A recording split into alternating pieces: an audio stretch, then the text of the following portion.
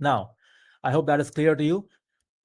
Now, let's move to step number 2. So we have defined the scope, we have created a policy, and now we are working towards step number 2, which is business impact analysis. So as I had said, in this step, we need to identify some key terms like MTD, RTO, and RPO. So what are these terms? Let's take a look. First one is MTD. It is also known as MAD, MTO, and MTPD. So in the exam, if you see the terms MTD, MAD, MTO, MTPD, they're all the same. So MTD stands for maximum uh, tolerable downtime. Sorry, I should have written the full form here somewhere here.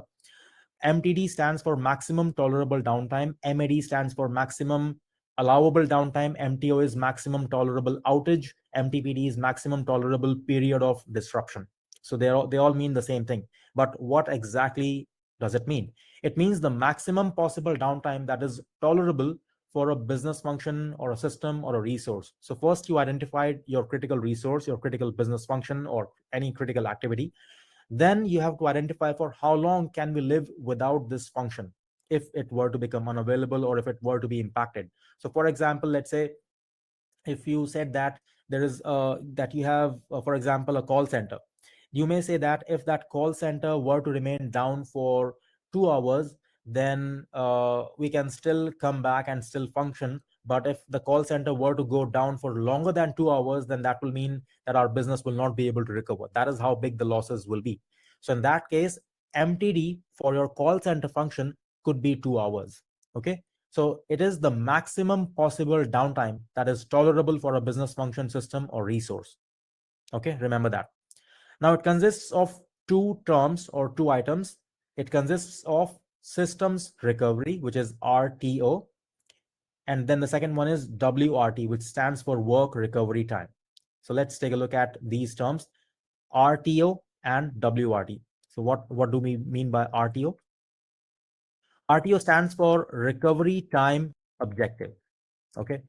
So it is the time that is needed to get the IT systems and infrastructure back up. So coming back to the example of that call center function, if we have determined that the MTD for the call center function is 2 hours, that means the call center can remain down for a maximum of 2 hours. If it is longer than that, then the business will not be able to survive.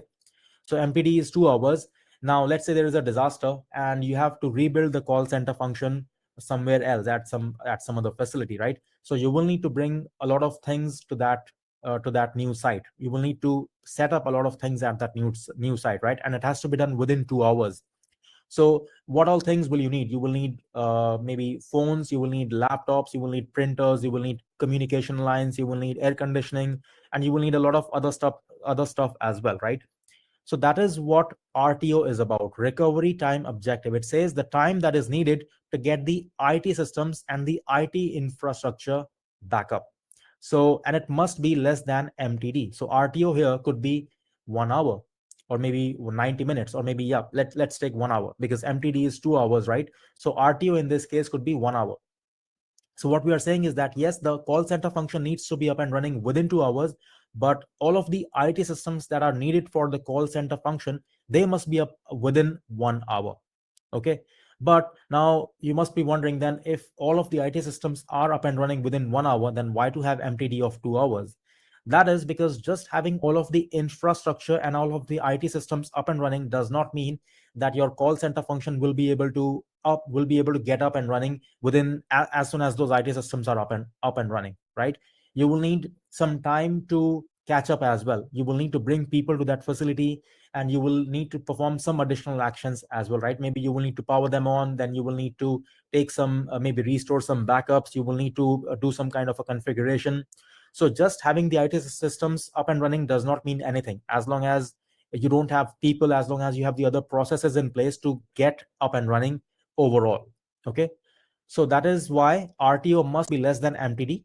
And what remains after applying RTO to MTD is called WRT. Okay. So MTD is, in our example, was 2 hours, right? That is the maximum time the call center can remain down. Second is RTO. RTO is, in our example, was 1 hour. The time that is required for all of the IT systems to get up and running.